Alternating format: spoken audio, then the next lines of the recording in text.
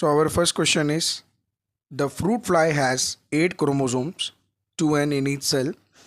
During interphase of mitosis, if the number of chromosomes at G1 phase is 8, what would be the number of chromosomes after S phase? ये 2021 का question है दोस्तों। अब इसका explanation और इसको solve कैसे करना है, इसका एक सिस्टमेटिक मेथड है और उस सिस्टमेटिक मेथड के साथ मैं आपको एक्सप्लेन करने वाला हूँ कि हम उसको कैसे आगे बढ़ेंगे। So the options are 16, 4, 32 and 8।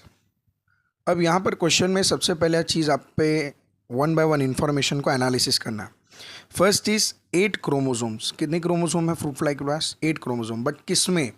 Diploid cell में। किस में? Diploid cell. 2n in each cell. अब खास बात ये है कि यहाँ पे आपको डिप्लॉयड लिख कर नहीं देगा, वो 2n लिख दिया है। इससे आपको इन्फॉर्मेशन पता करनी है कि वो डिप्लॉयड है। और वो डिप्लॉयड ही आपको पहले कब समझ में आएगी? जब आपको एक चीज़ समझ में आनी चाहिए कि हैप्लॉयड और डिप्लॉयड सेल में फ़र्क क्या है। हैप्लॉयड सेल में सिर्फ सिंगल सेट ऑफ क्रोमोसोम्स होते हैं और डिप्लॉयड सेल में डबल सेट ऑफ क्रोमोसोम्स। अब आपके सामने इमेज है जिसमें एक हैप्लॉयड सेल है और एक डिप्लॉयड सेल है। ऑलवेज रिमेंबर दैट कि जब कभी भी आप सेल से रिलेटेड कोई भी काम करने वाले हैं तो पहले आप प्लॉयडी लेवल देखें। तो यहाँ पर जो हमें फ्रूट फ्लाई के 8 क्रोमोसोम दिए गए हैं वो उसके डिप्लॉयड सेल में है, ना कि हैप्लॉयड सेल्स में। तो सबसे इंपॉर्टेंट चीज़ कि हमारा 2n का जो वैल्यू यहाँ पर है वो 8 है, ना कि n का। अगर 2n हमारा 8 है तो n कितना हो जाना चाहिए? 4। मतलब सिंगल सेट ऑफ क्रोमोसोम जो फ्रूट फ्लाई में होंगे वो 4 होंगे और जो डिप्लॉयड हमें दिया हुआ है वो 8 है। क्लियर? यहाँ तक आपको चीज़ समझ में आनी चाहिए। और हैप्लॉयड और डिप्लॉयड सेल में फ़र्क होना चाहिए।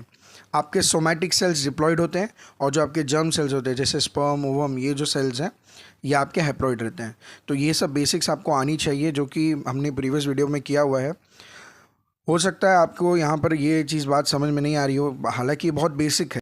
इसके लिए फिर आप हमारी प्रीवियस वीडियो देख सकते हैं। मैं आई बटन पर आपको लिंक दे दूँगा, उसमें आप बहुत बेहतरीन तरीके से समझ पाएंगे what is the difference between somatic cell, germ cell, what is the difference between haploid and diploid cell.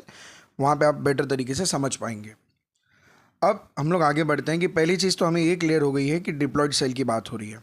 अब आगे क्या लिखा हुआ है? ड्यूरिंग इंटरफेस, प्लीज़ एक एक वर्ड ध्यान से पढ़ा करिए, हर एक वर्ड में एक पर्टिकुलर पॉइंट आपको मिलेगा। During interphase of mitosis if the number of chromosomes at G1 phase is 8। अब यहाँ पे ध्यान देने वाली बात यह है कि G1 फेज में जो क्रोमोसोम नंबर दिखा रहे हैं वो 8 है। यहाँ तक इन्फॉर्मेशन क्लियर है? चलिए फिर आगे देखते हैं। अब इस क्वेश्चन में सबसे पहले आपको पता होना चाहिए सेल साइकिल के बारे में। अब सेल साइकिल आपको 11th में भी पढ़ाया गया था, बोथ इन